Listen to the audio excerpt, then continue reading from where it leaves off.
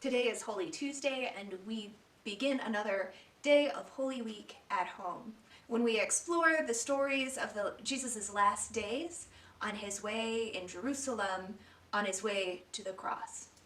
And so I invite you, if you're following along at home, to take a second coin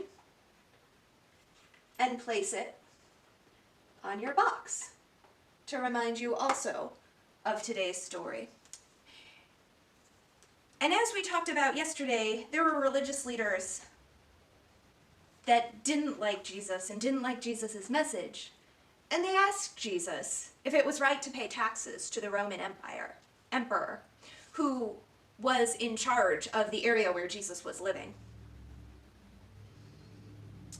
And so these religious leaders sent some Pharisees and followers of Herod to bait him, hoping to catch Jesus into saying something incriminating, something to get him in trouble with the emperor.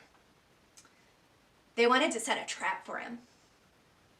So these religious leaders came up and said, "Teacher, we know you have integrity, that you are indifferent to public opinion, you don't pander to your students, and you teach the way of God accurately.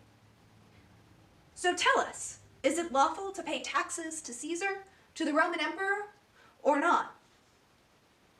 But Jesus knew it was a trick question.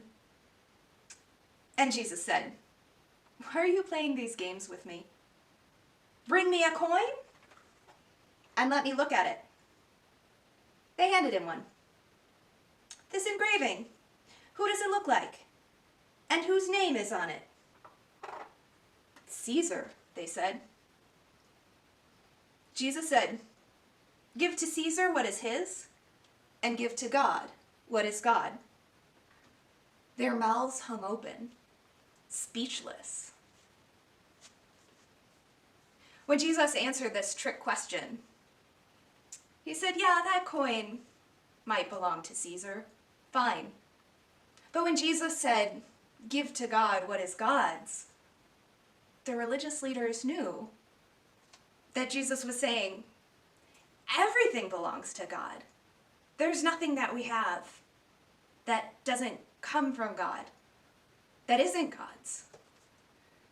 And one way we might think about this is our time, our talents, and our treasure.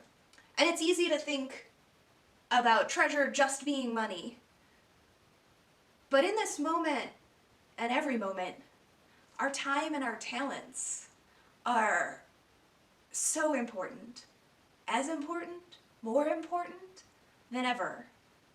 And I wonder, what can you offer to God today? What time do you have to reach out to a loved one or someone that you might know is lonely? What talents might you share? Again, to make a beautiful card for someone that's stuck at home or unwell, or maybe you have a talent to make people laugh. Whatever they are, I invite you to consider, what do you have to offer God today?